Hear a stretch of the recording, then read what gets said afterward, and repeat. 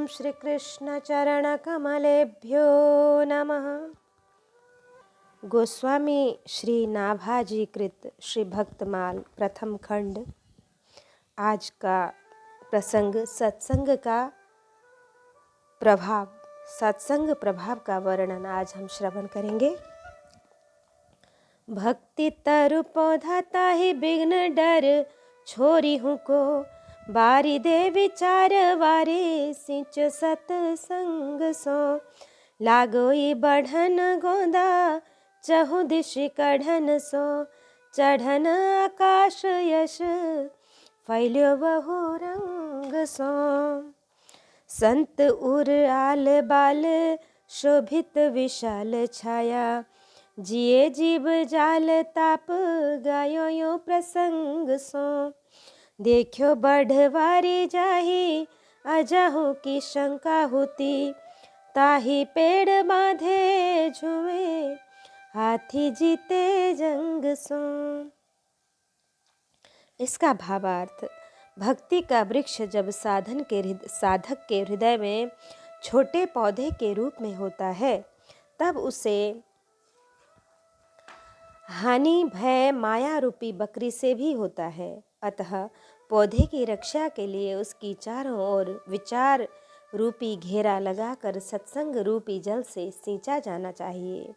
तब उसमें चारों ओर से शाखा प्रशाखाएं निकलने लगती हैं और वह आकाश की ओर चढ़ने बढ़ने लगता है।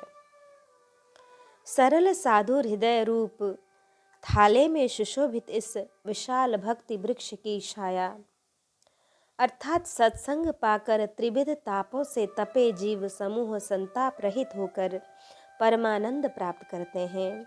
इस प्रकार सार संभार करने पर इस भक्ति का विचित्र रूप से बढ़ना तो देखो कि जिसको पहले कभी छोटी सी बकरी का भी डर था, उसी में आज महासंग्राम विजय काम क्रोध आदि बड़े बड़े हाथी बंधे हुए झूम रहे हैं, परंतु उस वृक्ष को किसी भी प्रकार की हानि नहीं पहुंचा सकते। पूर्व कवित्त 3 में भक्ति महारानी का श्रृंगार वर्णन किए थे। अब भक्ति तरु पौधे के रूप के द्वारा पुनः भक्ति का स्वरूप एवं महत्व वर्णन करते हैं। भक्ति और तरु की समता तारयति इति तरु, जैसे तरु तारते हैं, पार करते हैं। नदी आदि से तारने का साधन नाव बेड़ा आदि तरु से ही बनते हैं, वैसे ही भक्ति भी जीवों को भव सागर से तारने के लिए नाव रूप है। यथा हरि की भक्ति नवरिया, हरि नाम पतवार, सतगुरु देत महलवा, चढ़े सो पावे पार। जैसे तरु प्राणी को विश्राम प्रद होते हैं, वैसे ही भक्ति भी सर्व सुखदायिनी है। पुरुष नपुंसक नारी वा जीव चराचर कोई, सर्व भाव भव कपट तजी मोहि परम प्रिय सोई। भक्ति में प्राणी मात्र का अधिकार है। चराचर द्रोही एवं सुदुराचारी भी भक्ति भाजन हो ही सकता है। जो नर होई चराचर द्रोही, आवे सभय शरण तकी मोही, तजि मद मोह कपट छल नाना, करऊँ सद्य तेहि साधु समाना। अपि चित्सु दुराचारो भजते माम अनन्यभाक्, साधुरेव समन्तव्यः सम्यग्वसितो हि सः। यदि कोई अतिशय दुराचारी भी अनन्य भाव से मेरा भक्त हुआ, मेरे को निरंतर भजता है, तो वह साधु ही मानने योग्य है, क्योंकि वह यथार्थ निश्चय वाला है। अर्थात उसने भली प्रकार निश्चय कर लिया है कि परमेश्वर के भजन के समान कुछ भी नहीं है, इसलिए वह शीघ्र ही धर्मात्मा हो जाता है और सदा रहने वाली परम शांति को प्राप्त होता है। हे अर्जुन, तू निश्चय पूर्वक सत्य जान कि मेरा भक्त नष्ट नहीं होता, क्योंकि हे अर्जुन, स्त्री वैश्य और शूद्रादिक तथा पाप योनि वाले भी जो कोई होवे, वे भी मेरे शरण होकर परम गति को प्राप्त होते हैं। अतः यह बात ज्ञान और कर्म में सुलभ नहीं, वहाँ तो अधिकारी जन भी अधिकारी जन ही लाभान्वित हो सकते हैं। वृक्ष और भक्ति दोनों में ही पक्षपात शून्यता तथा सबके प्रति समता होती है। भक्ति में यहाँ न पक्षपात कछु राखो। वृक्ष के ऊपर लिखे हुए गुण प्रत्यक्ष एवं प्रसिद्ध हैं, दोनों ही उदार होते हैं। राम भक्त जग चारि प्रकारा, सुकृत चारियु अनग उदारा। वृक्षों को उदारता प्रत्यक्ष एवं प्रसिद्ध है, दोनों ही परोपकारी हैं। संत बिटप सरिता गिरिधरनी, परहित हेतु सबनी के करनी। भक्ति भाव से भावित संत भी परोपकारी ही होते हैं। भक्ति तरु पौधा का पूरा रूपक इस प्रकार है। संत सद्गुरु माली हैं, आश्रित का सत्व प्रधान हृदय ही भूमि है। मंत्र बीज है, जैसे बीज पृथ्वी में गुप्त रहता है उसी प्रकार मंत्र हृदय में गुप्त रहता है। बीज बोने के पूर्व माली लोग पृथ्वी को कांटा कंकड़ आदि निकालकर खूब खोद कर उर्वरा एवं कोमल कर लेते हैं, तब उसमें बीज बोते हैं। वैसे ही संत गुरुदेव भी सदुपदेश द्वारा शिष्य के हृदय के विकारों को दूर कर सत हरि भजन जगत सब सपना के रहस्य को पुनः पुनः समझाकर मंत्र दीक्षा की इच्छा जागृत करते हैं। हृदय में यह दीक्षा की शुभेच्छा होना ही हृदय भूमि का उर्वरा एवं कोमल होना है। तब उसमें मंत्र रूप बीज बोते हैं। भूमि को बिना बनाए बीज बोने से परिश्रम व्यर्थ जाता है, गांठ का बीज भी जाता है। उसी प्रकार से बिना पात्रता के अधिकार के उपदेश निष्फल है और अपनी हानि भी होती है। मूर्ख शिष्योपदेशेन दुष्टा स्त्री भरणेन च, यानी सीख बाही को दीजिए जाको सीख सुहाए, सीख न दीजे वानरा घरहु बया का जाए। एक दृष्टांत है इसमें। सर्दी का समय था, वर्षा की झड़ी लगी हुई थी।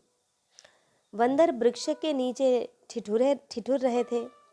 अपने घोंसले में सुख से बैठे बया नाम के पक्षियों ने कहा, तुम लोग तो हाथ पांव वाले हो, चाहो तो अपने रहने के लिए सुंदर स्थान बना सकते हो। देखो, हम अपनी चोंच से ही रहने के लिए स्थान बनाकर सुखपूर्वक निवास कर रहे हैं और तुम लोग ठिठुर रहे हो। पक्षियों के उपदेश की यह बात सुनकर बंदर बहुत ही झुंझलाए और बोले कि वर्षा बंद होने दो, तो अभी हम तुम्हारे उपदेश की दक्षिणा देते हैं। और सचमुच जब वर्षा बंद हुई तो बंदरों ने पक्षियों के समस्त घोंसले उजाड़ डाले। मूर्ख बंदरों को उपदेश देने के कारण पक्षीगण स्वयं संकट में पड़ गए।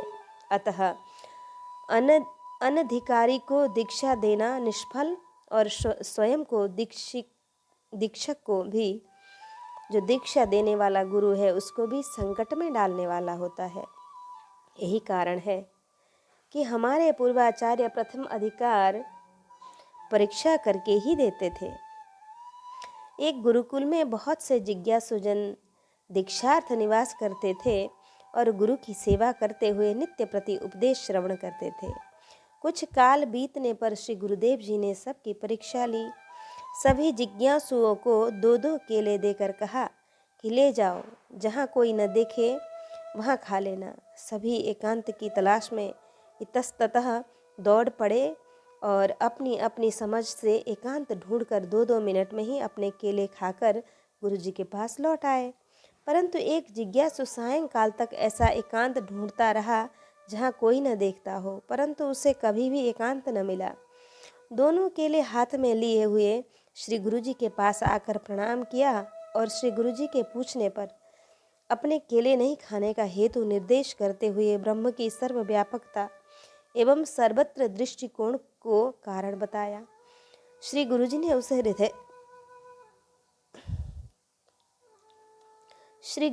उसे हृदय से लगा लिया और आज तक के अपने उपदेश को सफल समझकर इसे ही अधिकारी जानकर मंत्रोपदेश किया।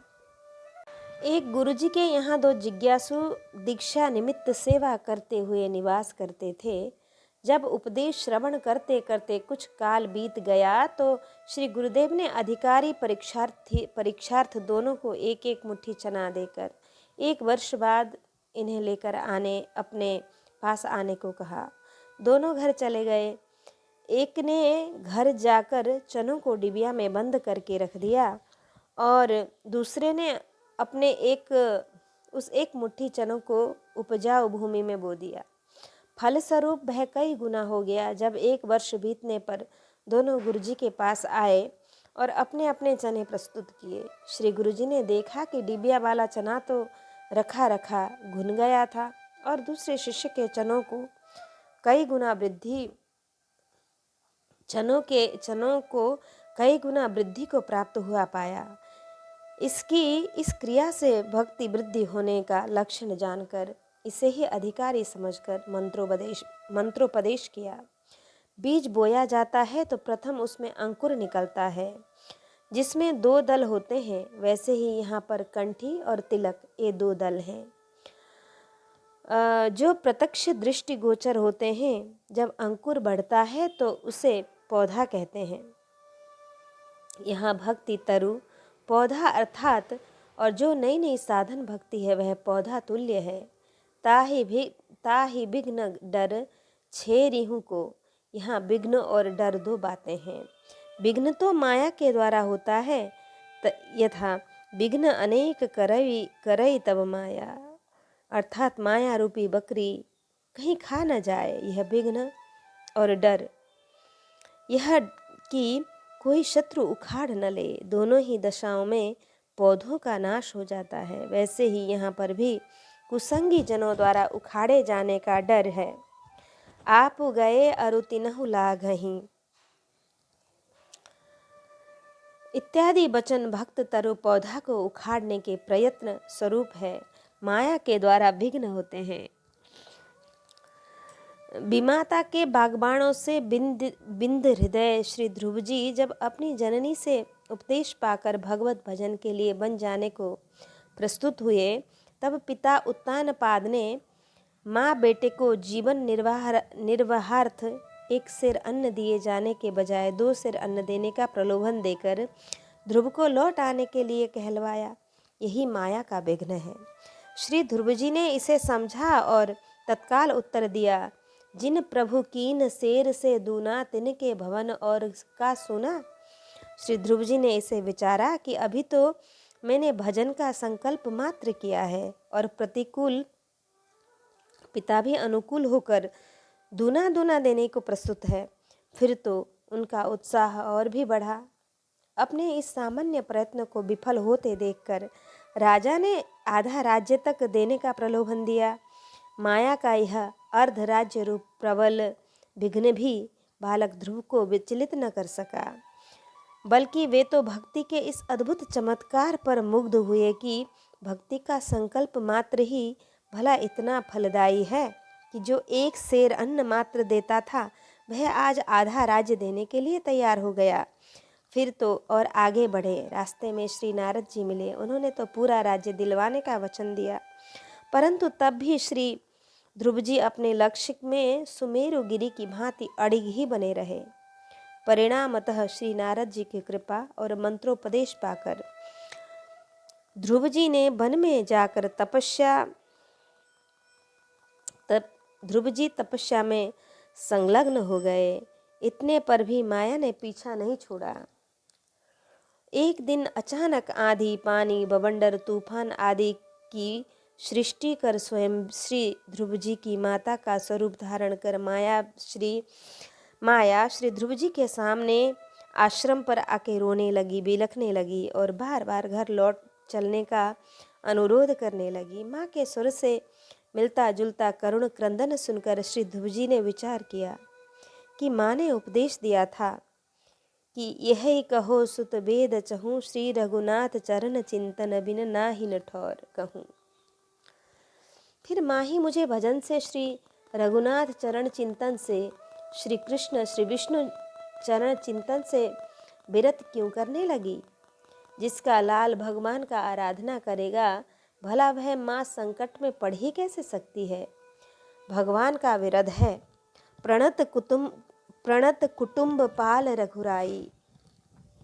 निश्चय ही यह माया का विघ्न है। श्री ध्रुव जी ने अपने साधन में अपने साधन में ध्रुव जी और भी लीन हो गए। यहाँ उपदेश की 4 बातें हैं। श्री ध्रुव जी भगवान के पीछे हैं और माया श्री ध्रुव जी के पीछे पड़ी है। इसमें दिखाया कि भगवान का अनुमान करने वाले की माया स्वतः अनुगामिनी हो जाती है। माया को सब जग भजे, माधव भजे न कोय, तुलसी जो माधव भजे, माया चेरी होय। माया जिसके पीछे पड़ी हो अर्थात विचलित करने के लिए कटिबद्ध हो, उसे भगवान का अनुगमन करना चाहिए। दैवी ह्योषाम गुणमयी मम माया दुरत्यया, मामेव ये प्रपद्यन्ते माया मेताम तरन्ति ते।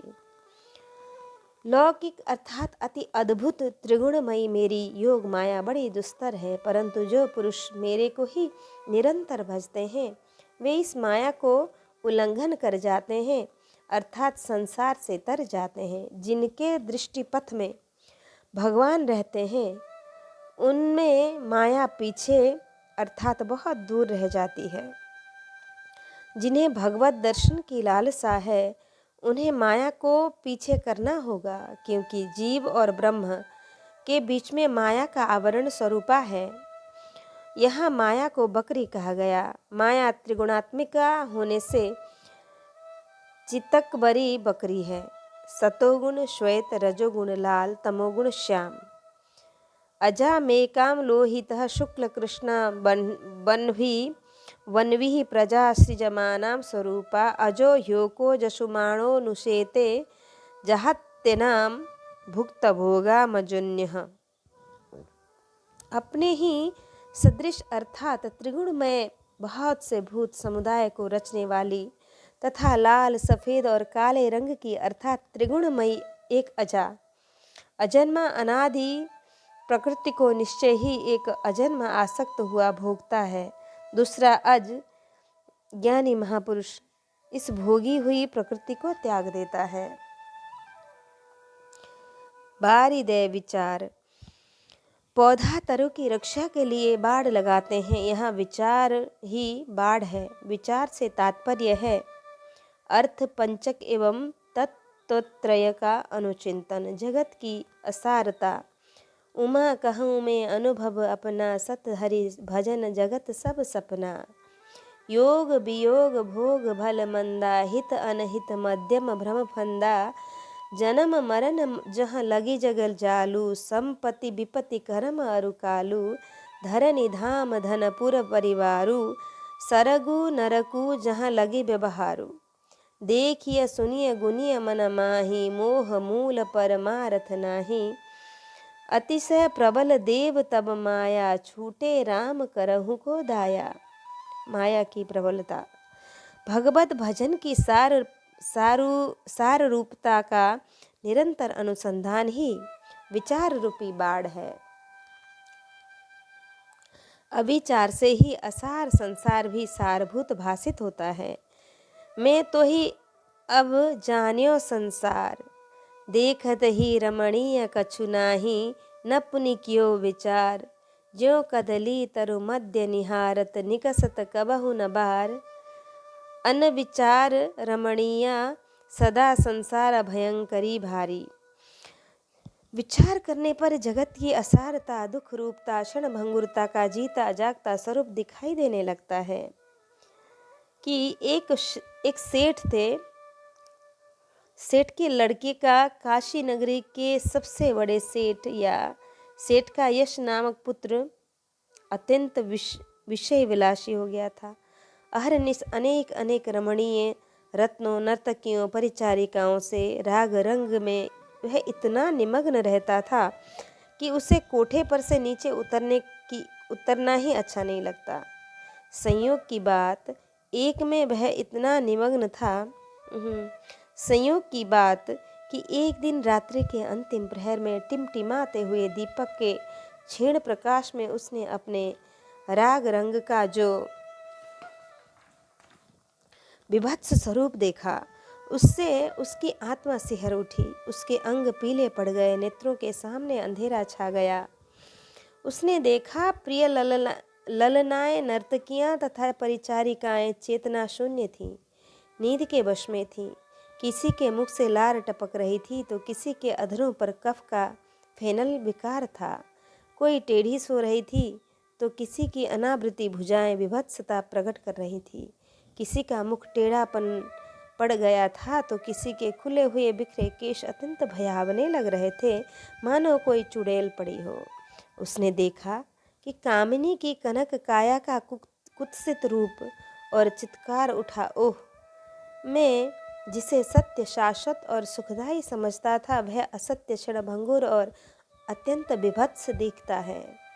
वह सेठ का पुत्र जमीन पर पकड़कर बैठ गया। उसके हृदय में उसी क्षण वैराग्य का उदय हो गया।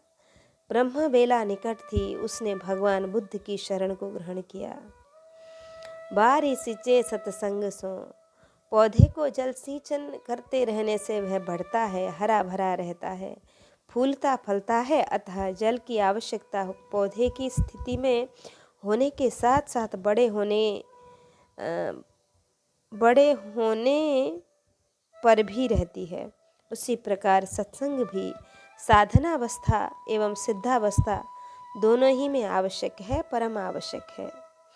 साधनावस्था में सत्संग से ही भक्ति का प्रादुर्भाव, पोषण एवं संरक्षण होता है। प्रथम भगति संतन कर संगा, सब कर फल हरि भगति सुहाई, सो बिनु संतन काहू पाई, बिनु सत्संग भगति नहीं होई। तात भगति अनुपम सुख मूला, मिलई जो संत होई अनुकूला।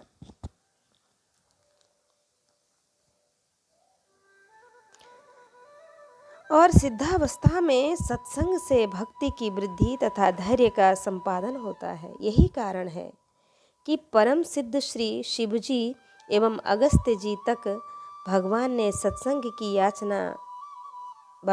सत्संग की याचना करते हैं। बार बार वर मागऊं, हर्ष देहु श्रीरंग, पद सरोज अपना अनपायनी, भगति बिरति सत्संगा।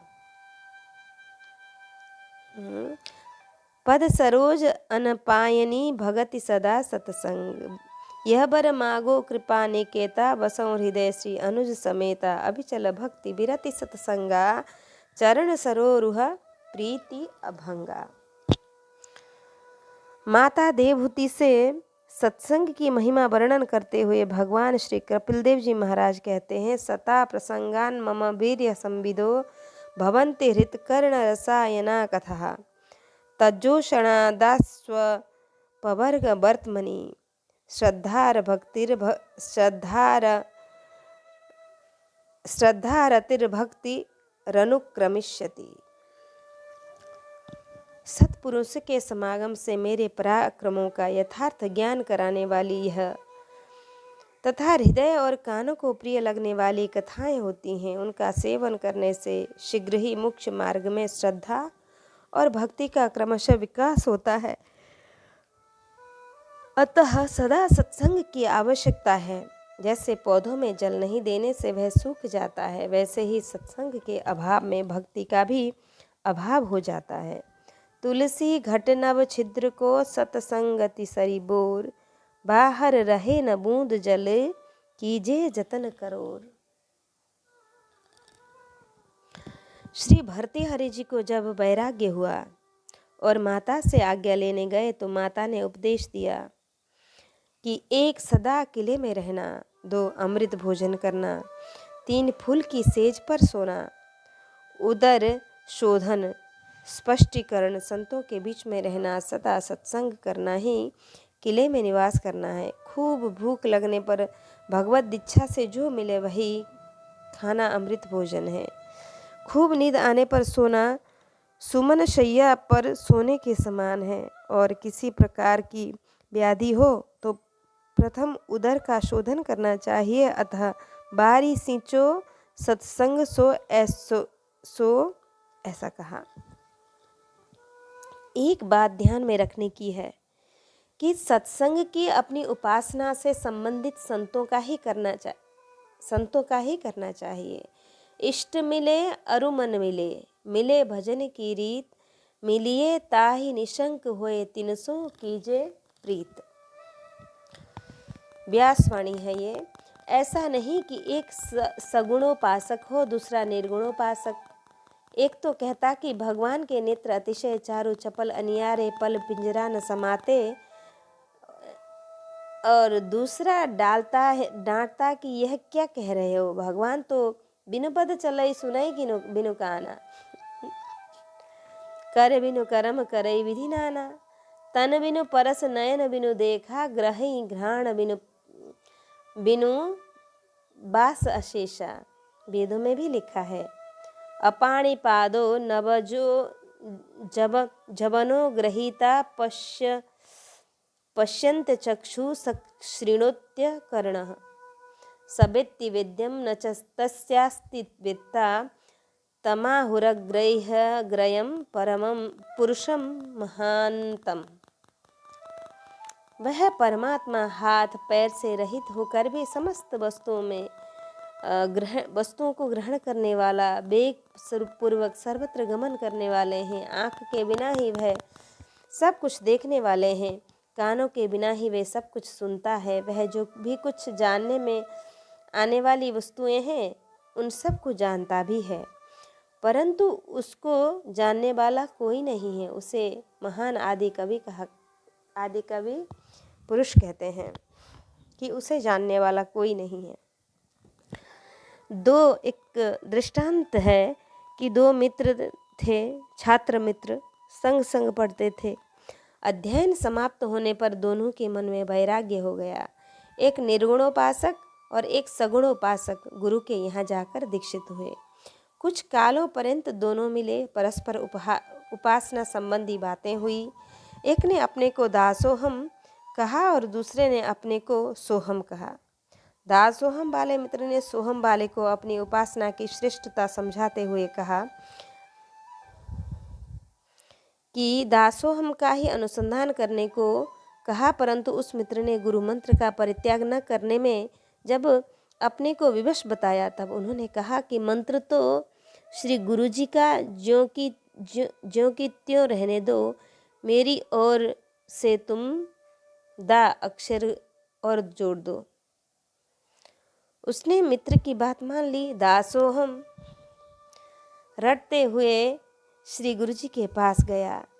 जब श्री गुरु जी को समस्त वृत्तांत मालूम हुआ और यह भी जानने में आया कि यह मित्र के द्वारा प्राप्त दा अक्षर को निकालने के लिए प्रस्तुत नहीं है, तो गुरु जी ने आग्रह करके अपनी ओर से स अक्षर जोड़ लेने को कहा।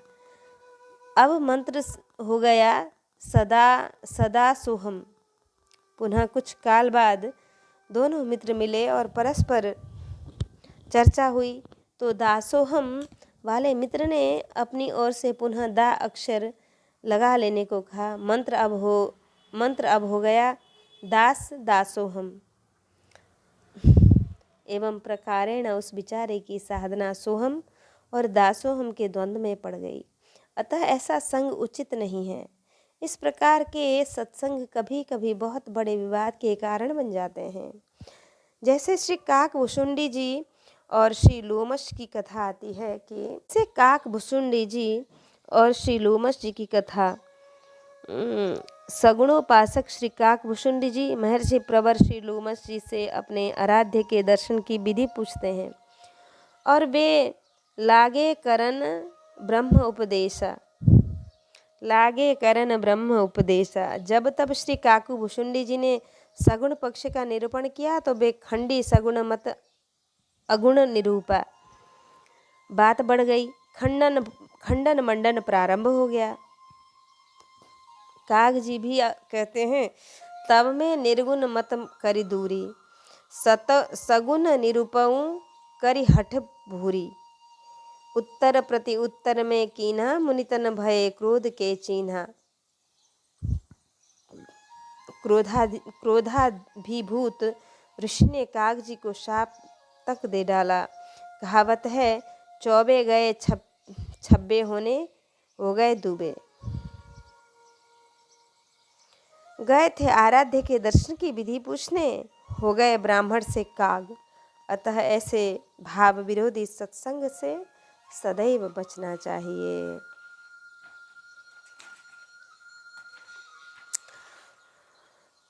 लागोई बढ़न गोदा चहु दिशि ढकन सो। सींचते रहने से पौधा बढ़ता है तो उसमें स्कंद शाखा प्रशाखाएं फूटती रहती हैं, फैलती रहती हैं।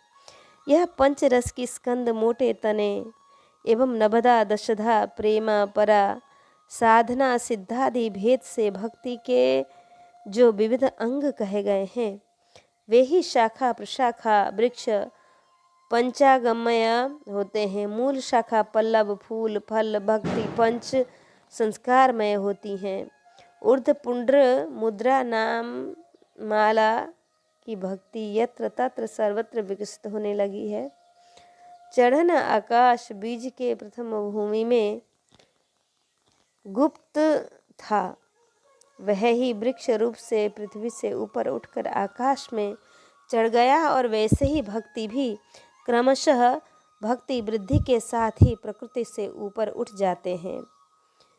ऊर्ध्व गच्छन्ति सत्व था, यह आकाश में ऊंचे उठान है, ऊंचे उठना है। यश फैलो, जब तक वृक्ष छोटा रहता है तब तक समीप के ही लोग उसे देखते हैं। जब बड़ा होने लगता है तो दूर दूर के लोग देखते हैं, बड़ाई करते हैं। इसी प्रकार से भक्ति की प्रारंभिक दशा में तो समीप के ही लोग जानते हैं, मानते हैं, परंतु बढ़ने पर तो दूर दूर के लोग भी जान जाते हैं और प्रशंसा करते हैं। बहुरंग सो वृक्ष के बड़ा होने पर तो कोई उसकी बड़ाई करते हैं, करते हैं, कोई फूल की और कोई पल्लव की, कोई रस की, कोई छाया आदि की बड़ाई करते हैं। इस प्रकार बहुरंग में बड़ाई होती है। वैसे ही यहाँ भी कोई तो श्रवण निष्ठा की, कोई कीर्तन निष्ठा की, कोई वंदन निष्ठा की बड़ाई करते हैं। गंभीर हृदय, उदार हृदय, सरल हृदय, निर्मल हृदय, निष्काम हृदय, अति ही गंभीर मति सरल कबीर ही। ऐसा संत हृदय भक्ति तरु कथा का थाला है। थाले में जैसे वृक्ष वैसे ही संतों के हृदय में भक्ति होती है। इसी से यह भी जनाया कि जिनके भी हृदय में भक्ति है वे संत ही हैं। थाला बड़ा और गहरा हो तो उसमें जल अधिक अटकता है। जिसमें वृक्ष सदा हरा भरा बना रहता है वैसे ही हृदय विशाल उदार गंभीर, उसमें जल अधिक अटता है। और सत्संग कथा वार्ता को धारण करने में समर्थ होता है। भर ही निरंतर होई न पूरे। श्री गोरखनाथ की सिद्ध डिबिया का आप केवल एक डिबिया में भिक्षा करते थे। एक समय यत्र तत्र सर्वत्र फिरते हुए आवाज लगाई, कोई भी हमारी इस डिबिया को दूध से भर दे। परंतु जहाँ भी गए मनो दूध मांगकर भरने का प्रयत्न सब पर करने पर भी वह पूर्ण न हो सकी। ऐसे ही संतों का हृदय विशाल है। सत्संग रूपी जल निरंतर भरते रहने पर भी पूर्ण नहीं होता, अलम भाव को नहीं प्राप्त होता है। शोभित विशाल छाया, भक्ति का विकास होने पर दीनता, नम्रता, शील, सुविभावादि समस्त सद्गुण हृदय में आ विराजते हैं।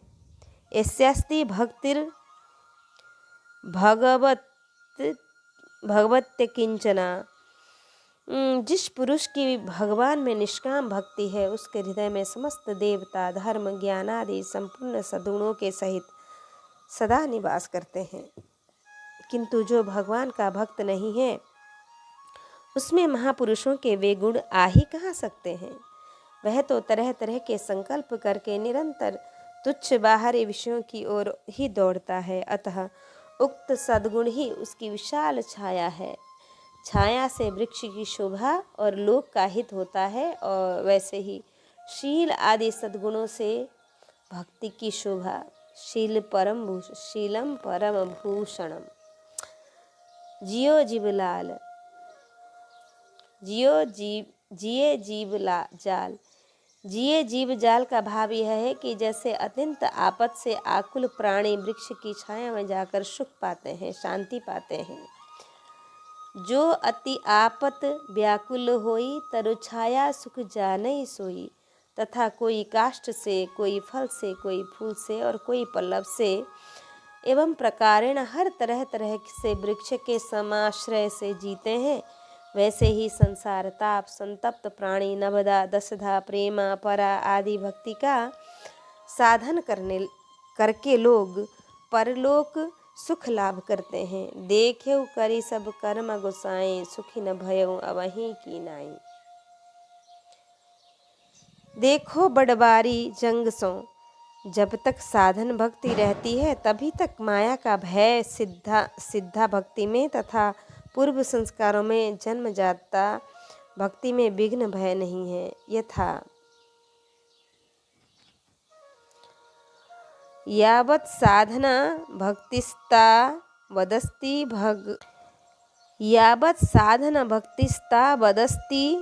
महद भयम।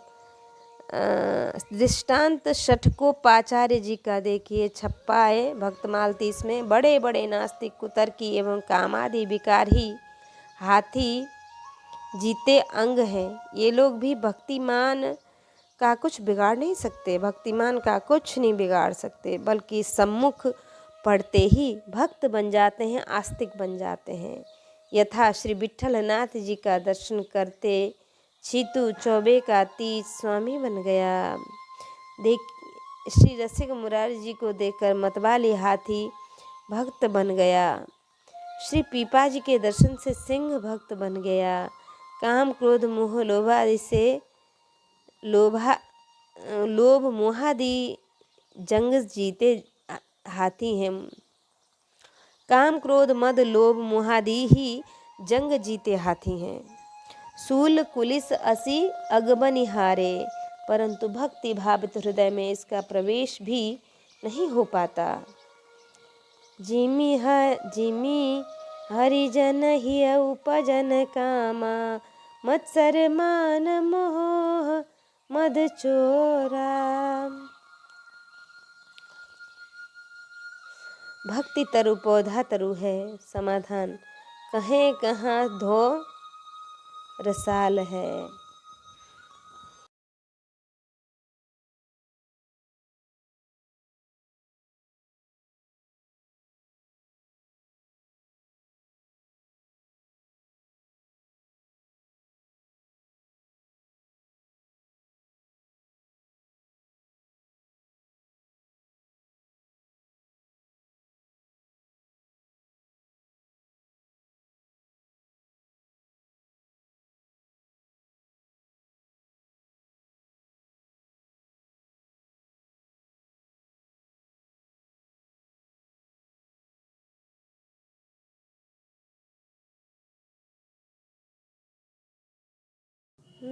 भक्तमाल स्वरूप वर्णन। जाको जो स्वरूप सो अनुपल दिखाई दियो, कियो यूं कबित पट मिहि मध्य लाल है। गुण पे अपार साधु कहे आंक चारी में, अर्थ विस्तार कविराज टकसाल है। सुनी संत सभा झूमी रही, अली बेणु मानो, घूमी रही कहे यह कहाँ धो रसाल है। सुने है अगर जब जाने में अगर सही, चोबा भय ना भासो सुगंध भक्तमाल है। जिस भक्त का जैसा सुंदर स्वरूप है, उसको श्री नाभा जी ने अति उत्तम प्रकार से अपने काव्य में स्पष्ट करके दिखा दिया है। कविता ऐसी की है कि जैसे महीन वस्त्र के अंदर रखे हुए माणिक्य रत्न की चमक बाहर प्रकाशित हो, उसी प्रकार कविता की शब्दावली से भक्त स्वरूप प्रकट होता है। साधु भक्तों के गुण ऐसी विचित्रता के साथ वर्णन किया है कि उनके अनेक अर्थ होते हैं और गुणों का अपार विस्तार हो जाता है। यही सच्चे टकसाली कवि की विशेषता है। संतों की सभा इसे सुनकर भक्तमाल काव्य रस स्वादन कर आनंद विभोर होकर झूम रही है, मानो संत रूपी भ्रमर समूह चरित्र रूपी सुगंधित पुष्पों पर मंडरा रही हो। आश्चर्यचकित होकर वे कहते हैं कि यह रसमयी कैसी विचित्र कविता है। मैंने अगर अर्थात स्वामी श्री अग्रदेव जी का नाम तो सुना था, परंतु अब मैंने जाना और अनुभव किया कि अगर वस्तुतः अगर सुगंधित वृक्ष ही है जिससे नाभाजी जैसा इत्र उत्पन्न हुआ है और जिसकी दिव्य सुगंध यह भक्तमाल है कि अनुपलय दिखाई दियो। कैसे दिखाया है? जो पट मीही मध्य लाल है, जैसे महीन वस्त्रों वेष्टित लाल मणि स्पष्ट दिखाई देती है, वैसे ही श्री नाभाजी की कविता में भक्ति, भक्त, भगवंत और गुरु का स्पष्ट स्वरूप दिखाई देता है। जैसे वस्त्र साधारण होता है और लाल अनमोल होता है, वैसे ही सरल कविता में अनुपम भाव दिखाया गया है। जैसे धारी और प्यारी की गंभीरता को ही ले लीजिए, सरल शब्दों में अद्भुत भावों का समावेश है। किसी किसी कवि की ऐसी कविता होती है कि शब्दाडंबर का तो ठिकाना ही नहीं और भावार्थ कुछ भी नहीं। यहाँ यह बात नहीं कि है कविता सरल भाव अनुपम है। जैसे महीन वस्त्र से आविष्टित होने पर भी लाल मणि का प्रकाश स्पष्ट झलकता है, वैसे ही कविता का अर्थ है। जैसे वस्त्र बीच लाल मणि, वैसे ही कविता में साक्षात लाल प्यारी युगल प्रिया प्रीतम, यह भी श्री नाभाजी की रचना का वैशिष्ट्य है। यद्यपि श्री भक्तमाल जी के प्रधान वर्ण विषय भक्त चरित्र ही है, तब भी प्रसंगानुसार श्री नाभाजी ने भक्तों के गुण स्वरूप के साथ साथ भक्ति, भगवंत, गुरु का भी संयक गुण स्वरूप निरूपण किया है। चारों के ही गुण अपार हैं। संत सुनु मुनि साधुन के गुण जेते, कही न सकहि शारद श्रुति तेते, गुणागार संसार दुख रहित विगत संदेह, तजी मम चरण सरोज प्रिय, तिन कहूँ देह न गेह। गुरु साक्षात परब्रह्म तो अनंत गुणगण महार्णव होते ही हैं।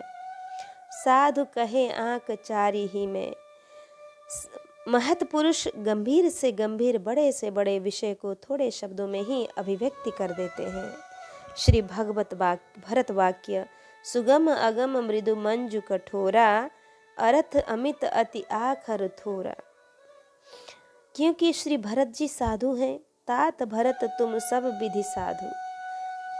परम साधु श्री राम जी भी इसके उदाहरण हैं। श्री लक्ष्मण जी के द्वारा पूछे गए भक्ति, ज्ञान, वैराग्य, ईश्वर, जीव, माया विषयक प्रश्नों का समाधान करते हुए कहते हैं, थोरे मह सब कहूँ बुझाई, सुनहु तात मति मन चितलाई।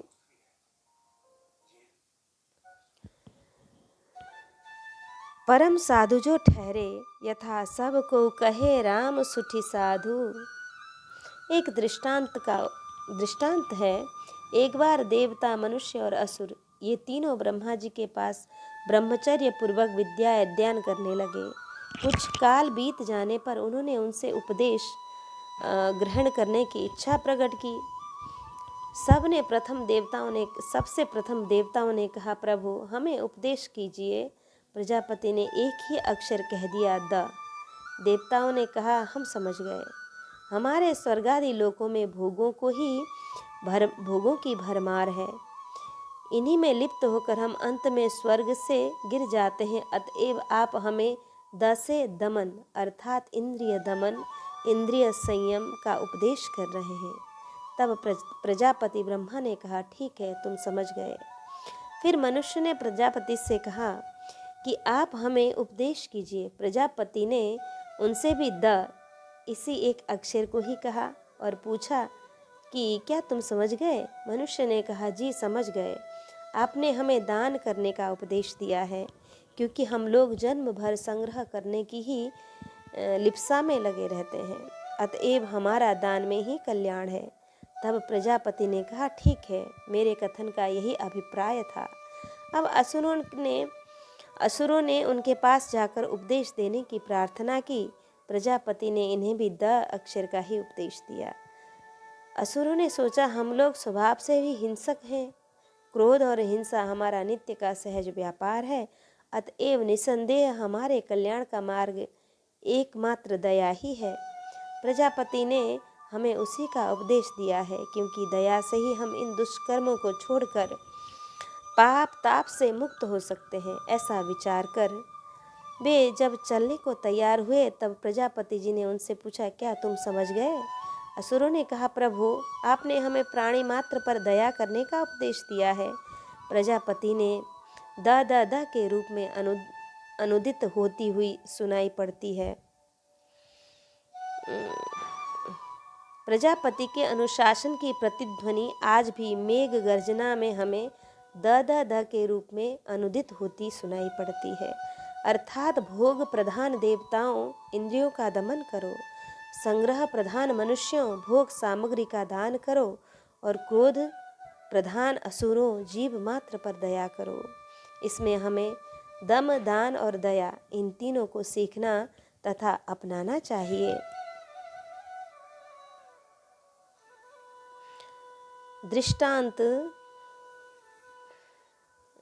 जसवंत सिंह की रानी का।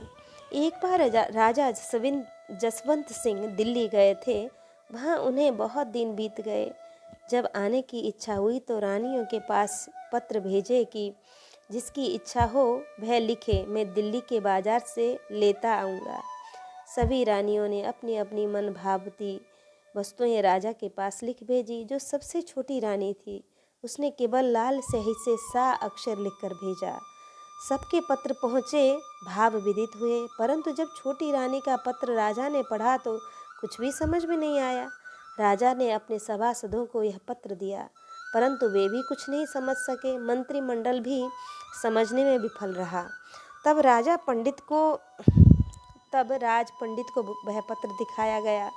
पंडित ने प्रातःकाल उसका तात्पर्य बताने को कहा। रात भर विचार करते रहे। बहुत चिंतन के बाद यह बात समझ में आई कि लाल स्याही से सा लिखा है, इसमें रानी का तात्पर्य राजा के दर्शन की लालसा है।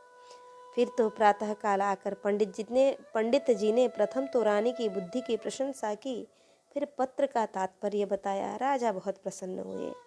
पंडित जी का दान मान से बड़ा सम्मान किया और शीघ्र ही दिल्लीश्वर से विदा होकर घर को आए तो सर्वप्रथम छोटी रानी के ही महल में गए और वस्तु तस्तु जैसा पंडित जी ने रानी के भाव का दिग्दर्शन कराया था वह परम सत्य पाया। यह है गुण पे अपार साधु कहे आंख चारी ही में का ज्वलंत उदाहरण। परंतु विरहिणी ब्रजांगना का पत्र तो इससे भी उत्कृष्ट उदाहरण है। श्री ब्रह्मा जी ने तो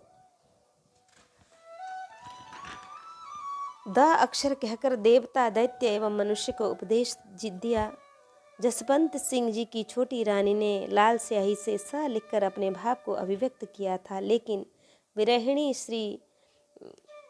की पत्रिका में तो एक अक्षर भी नहीं लिखा था, परंतु भाव सब अभिव्यक्त रहे कि तर झुरसी ऊपर गरी कज्जल जल छिरकाए प्रीतम पाती बिन लिखी बाँच बिरह बलाए। श्याम विरहिणी जब पत्र लिखने बैठी तो पत्र नीचे बिरहाचा से झुलस गया और ऊपर से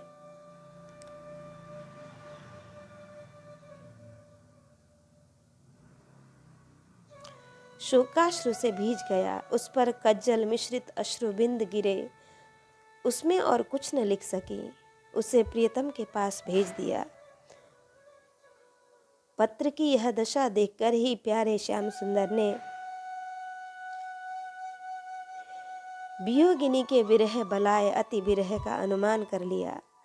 एक बार एक गोपी ने एक पत्र में केवल गुलाल से गुलाब लिखकर प्यारे श्याम सुंदर के पास भेजा था। चतुर शिरोमणि ने उनका भाव समझ तात्पर्य था, आप देखने में तो गुलाल से सुंदर सुकोमल सरस सुगंधित दिखे, परंतु निकले गुलाल सदृश, देखने में सुंदर किंतु नीरस सुगंधहीन। यह गोपिकाओं का व्यंग है। वस्तु तस्तु भगवान तो रस स्वरूप है, यथा रसो वही सह, और आप गुलाल सदृश हैं, हम गोपिकाएं गुलाल सदृश। और आप गुलाल सदृश हैं, हम गोपिकाएं गुलाब सदृश। जैसे विष्णुपुरी जी ने कोटि ग्रंथ को अर्थ 13 विरचन में गायो। देखिए भक्तमाल छप्पाय में ऐसे श्री नाभाजी ने थोड़े ही अक्षरों में अमित भाव भर दिए। श्री रूप सनातन जी के चरित्र प्रसंग में श्री प्रियादास जी ने लिखा, कहत वैराग्य गए पागी, नाभा जूबे गई यूं, निबर तुक 5 लागी आँच है, रही एक माज धरे कोटिक कबित अर्थ यही, ठौर ले दिखायो कविता को सांच है। ब्रजभूमि रहस्य राधा कृष्ण भक्त तोष उद्धार कियो, विस्तार कविराज टकसाल है। इसके थोड़े अक्षरों में अमित भाव भर देना तथा अमिट भाव भरे थोड़े अक्षरों में का अनंत विस्तार कर देना, यह कविराजों का कौशल है। गागर में सागर भरने के अर्थात थोड़े अक्षरों में अमित भाव भरने के दृष्टांत ऊपर दिए जा चुके हैं। अब देखिए गागर को सागर बनाने अर्थात थोड़े शब्दों का अमित विस्तार कर देने का प्रमाण। श्री वेदव्यास जी श्री नारद जी के बताए 4 श्लोकों में 18 श्लोक श्रीमद् भागवत महापुराण के बनाए। श्री वाल्मीकि जी श्री नारद जी से मूल रामायण के 100 श्लोक सुनकर 100 करोड़ श्लोकों की रचना की। रामायण 7 कोटि अपारा, सुनी संत सभा। इससे जनाया गया कि श्री नाभा जी के समय में ही भक्तमाल जी की कथा होने लगी थी। झूमी रही अली श्रेणु मानो घूमी रही। भाव यह है कि अत्यंत सुगंधित पुष्प के खिलने पर जैसे भ्रमरों की पक्ति आ कर उसमें मडराती रहती है और मकरंद रसपान कर मत्त होकर झूमने लगती है, वैसे ही जहाँ भक्तमाल की कथा होती है रसिक जन संत महानुभाव वहाँ आकर एकत्रित हो जाते हैं और कथा रसामृत स्वादन कर प्रेमोन्मत्त होकर झूमने लगते हैं। भाव यह है कि श्री भक्तमाल जी रस ही रस है, इसमें कर्म रूपी छिलका और शुष्क ज्ञान रूपी गुठली तथा भक्ति व्यतिरिक्त अन्य मतांतर रूपी रेशे नहीं हैं। सुने हैं अगर भक्तमाल है। सुने हैं अगर से जनाया गया कि श्री अग्रदास जी परम विख्यात थे। कहीं कहीं गुरु से चेला की ख्याति होती है, कहीं कहीं चेला से गुरु की ख्याति होती है, कहीं कहीं गुरु चेला दोनों ही विख्यात होते हैं। श्री अग्रदास जी और श्री नाभा जी दोनों ही परम प्रसिद्ध हुए। अब जाने में अगर सही, भाव जैसा नाम है वैसा ही गुण भी है। जैसे अगर वृक्ष विशेष के काष्ठ से इत्र बनता है जिसकी बड़ी ही मनमोहक सुगंधी होती है, वैसे ही अग्रदास जी रूपी अगर से श्री नाभा जी रूप इत्र तैयार हुआ। श्री भक्तमाल जिसकी सुगंधी है, जैसे उत्तम इत्र की सुगंधी बिना सूंघे ही अपने आप नासिका के अनुभवों में आने लगती है। सूंघने पर यदि इत्र की बास मिले तो फिर वह इत्र ही क्या। हाँ के ते टट्टू चले सूधे इतर बसाए, कहिबे पे बेटा करे तीनों देह बहाए। वैसे ही उत्तम काव्य बिना किसी विज्ञापन के अपने आप जन जन के मन मन में अपना स्थान बना लेता है। श्री भक्तमाल ऐसी ही रचना है। भक्तमाल महात्म्य वर्णन। बड़े भक्तमान निश दिन गुणगान करे, हरे जग पाप जाप हियो परिपूर है। जानी सुख मानी हर संति सनमान सचे, बचे उ जगति रीति प्रीति जानी मूर है। तऊ दुराराध्य को कैसे के आराधिक सके, समझो न जात मन कंप भयो चूर है।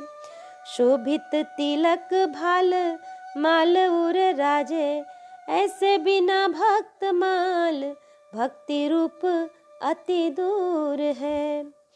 कोई बड़े साधक कैसे ही अच्छे भक्तिमान हों, रात दिन भगवान के गुणों का गान करते हों, संसार के पापों को हरते हों, जप ध्यान आदि से हृदय परिपूर्ण हो, श्री हरि और संतों के स्वरूप को जानकर सच्चाई से उनकी सेवा और उनका आदर भी करते हों तथा उनमें सुख भी मानते हों, जगत के मायिक प्रपंचों से बचे भी हों और प्रेम को ही मूल तत्व मानते हों, इतने पर भी भक्ति की आराधना कठिन है। उसकी आराधना कोई कैसे कर सकता है? विशुद्ध भक्ति का स्वरूप समझ में नहीं आता है। मन कंपित होकर शिथिल हो जाता है, चाहे मस्तक पर सुंदर तिलक हो और गले में कंठीमाला सुशोभित है, परंतु बिना भक्त माल पठन श्रवण मनन और निधि ध्यासन किए बिना भक्ति का स्वरूप बहुत दूर है, उसका जानना असंभव है। भक्ति ज्ञान वैराग्य की आधारभूतता भगवत कथा का निरंतर गान करते रहते हैं। प्रभाव भी जैसा संतों का वर्णन किया गया है, मुख देखत पातक हरे परसत कर्म बिलाही। जब 3 प्रकार का होता है, वाचिक, उपांशु, मानस। वाचिक जो जप बैखरी वाणी से अर्थात उच्च स्वर से किया जाता है उसे वाचिक जप कहते हैं। उपांशु जिस जप में जिह्वा और ओष्ठ हिलते हों पर शब्द नहीं होता है उसे उपांशु कहते हैं। जिसमें जिह्वा और ओष्ठ भी नहीं हिलते हैं, केवल मन में ही नाम अथवा मंत्र का मनन किया जाता है, उसे मानसी कहते हैं। उसे मानस जप कहा करते हैं। इस प्रकार के त्रिविध जप का सविधि अनुष्ठान भी करते हैं। जानी से तात्पर्य संत और भगवंत की महिमा जानने से सुखमानी से जनाया गया कि संत और भगवंत दर्शन से उन्हें परम सुख की प्राप्ति भी होती है। अतः अहर्निश हरि और हरि भक्ति के सम्मान में ही लगे रहते हैं। वह कभी धरती पर सो लेता है, कभी पलंग पर, कभी शाकाही आहार करता है और कभी उत्तम चावल आदि के उत्तम भोजन की रुचि करता है, कभी गुदड़ी धारण करता है और कभी सुंदर रेशमी वस्त्र धारण करता है। इस प्रकार मनोजयी पुरुष अपने लक्ष्य को ध्यान में रखते हुए सुख और दुख की परवाह नहीं करता। प्रीति जानी मूर है तथा जो यह जानते हैं कि प्रेम ही सर्वस्व है, सबसे ऊंची प्रेम सगाई इत्यादि, साधन आन प्रेम समनाही इत्यादि। जहाँ तव दुराराध्य, यहाँ एक प्रश्न यह होगा कि अन्यत्र तो भक्ति को अत्यंत सुलभ कहा गया है। सुलभ सुगध मार्ग यह भाई, भगति मोरी पुराण श्रुति गाई। तो फिर यहाँ दुराध्य क्यों कहा? समाधान भक्ति में यत्र तत्र सर्वत्र सौलभ्य वर्णन किया गया है, वह ज्ञानादि साधनों की कठिनता को लक्ष्य करके वस्तु तस्तु ज्ञानादि साधन बड़े ही कठिन हैं। अपनी अपेक्षा भक्ति में सौलभ्य है, परंतु सौलभ्य का अर्थ यह नहीं कि भक्ति करने में कुछ श्रम नहीं। दूसरी बात, हरिसंत सद्गुरु प्रसादोत्त स्वयं सिद्धा भक्ति सुलभ और स्वनुष्ठित साधना सिद्धा भक्ति कठिन, अतः दुराराध्य कहा। इस संबंध में अन्य महानुभावों के भी कथन प्रमाण है। प्रेम पंथ अति दूर, पूरपन पुष्किल पहुँची न सकता है। ये कुछ पुनश्च सवैये हैं, इसका हम अर्थ जान लेते हैं। परम प्रेम रूपा भक्ति का स्वरूप पूछे जाने पर भक्ति सूत्रकार श्री नारद जी यही कहकर मौन हो जाते हैं। अनिर्वचनीयम प्रेम स्वरूपम, अर्थात प्रेम का स्वरूप अनिर्वचनीय है, मुक्का स्वादनवत, गूंगे के स्वाद की तरह, क्योंकि प्रेम हृदय की वस्तु है, परम गुप्त अनमोल, कथनी में आवे नहीं सके न को तोल। कथन मात्र से ही जब जिज्ञासुओं का समाधान नहीं होते देखे तब बोले, प्रकाशते क्वापि पात्रे, किसी विरले योग्य पात्र में ऐसा प्रेम प्रकट भी हो जाता है। अर्थात जब कोई प्रेम मत से छके हुए भाग्यवान महापुरुष तन और मन की सुधि भुलाकर उन्मत्तवत दिव्य चेष्टा करने लगते हैं, तब प्रेम का कुछ कुछ प्रकाश लोगों को प्रकट दिखने लगता है। ऐसे महानुभावों का दर्शन कर अथवा उनका चरित्र श्रवण पठन कर ही प्रेम का स्वरूप समझा जा सकता है। श्री भक्तमाल जी में जिस सहस्त्रों भक्तों का स्मरण किया गया है, वे ही महानुभाव हैं जिनके हृदय में प्रेम का परिपूर्ण प्रकाश हुआ है। अतः बिना भक्तमाल भक्ति रूप अति दूर है। वस्तुतस्तु बिना भक्त चरित्र श्रवण मनन अनुशीलन किए, बिना सत्पुरुषों का सत्संग किए भक्ति का स्वरूप समझना असंभव है। भगवान के नाम रूप लीला धाम में कैसी निष्ठा होनी चाहिए, संत सतगुरुदेव में कैसा भाव रखना चाहिए, प्राणी मात्र से कैसा व्यवहार करना चाहिए, जागतिक प्रपंच भक्तमाल जी में है जैसा अन्यत्र दुर्लभ है। अतः बिना भक्तमाल पुनश्च जैसे करशे की बात सुनकर कायर भी शूर होकर लड़ने लगता है, वैसे ही श्री भक्तमाल सुनकर साधना में शिथिल भय लोग भी सत प्रेरणा पाकर पुनः साधन में दृढ़ होकर भक्ति करने लगते हैं और शूरवीर जैसे और भी अधिक शौर्य युक्त हो जाते हैं। वैसे ही साधन दृढ़ और भी अधिक दृढ़ हो जाता है। हरि भक्तन के चरित सुनी रीति प्रीति की सीखिए, निज बुद्धि बलते हरि भगति मिली न कबहु देखिए।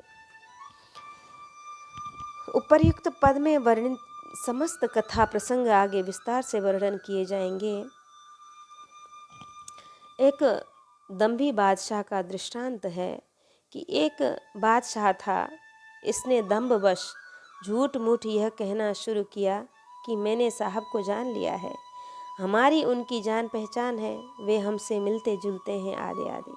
यह सब कहकर वह संतों एवं सत्संग की उपेक्षा करता एक सिद्ध फकीर को बात खटकी।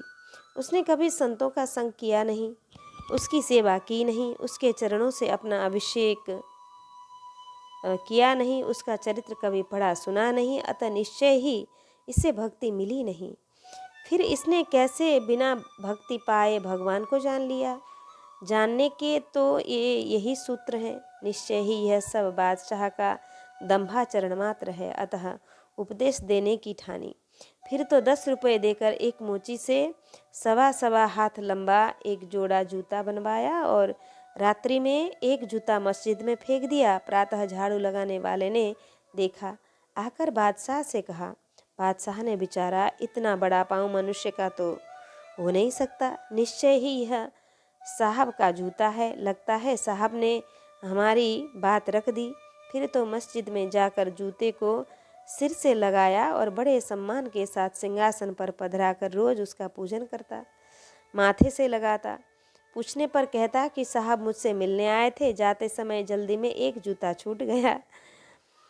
एक दिन उसने जूते को विमान में सजाकर जुलूस निकाला। इधर फकीर भी एक जूते को लाठी में लटकाए आ रहे थे। बादशाह को देखकर दुहाई दी। रीति है, दुहाई देने से बादशाह रुक गया, फरियाद सुनते हैं। अतः फकीर से दुहाई का कारण पूछा। फकीर ने कहा, हुजूर मेरा जूता खो गया है और सुना है कि वह आपके पास है, गरीब परवर मेरा जूता मिलना चाहिए। बादशाह ने आश्चर्यचकित होकर पूछा, क्या यह जूता आपका है? फकीर ने कहा, हाँ हुजूर, यह जूता मेरा ही है। यदि विश्वास न हो तो मोची को बुलवा कर पूछ लीजिए। ऐसा ही किया गया। तब तो बादशाह बहुत लज्जित हुआ। फकीर ने कहा, बिना भक्ति के भगवान नहीं मिलते और बिना भक्तमाल भक्ति रूप अति दूर है। श्री भक्तमाल भक्ति का सर्वोपरि ग्रंथ है। हरि सो जग कछु वस्तु नहीं, प्रेम पंथ सो पंथ, सदगुरु सो सज्जन नहीं, भक्तमाल सो ग्रंथ। हमने आज श्री भक्तमाल महात्म्य वर्णन सुना और भक्तमाल स्वरूप का वर्णन श्रवण किया। आज का प्रसंग आज यहीं समाप्त।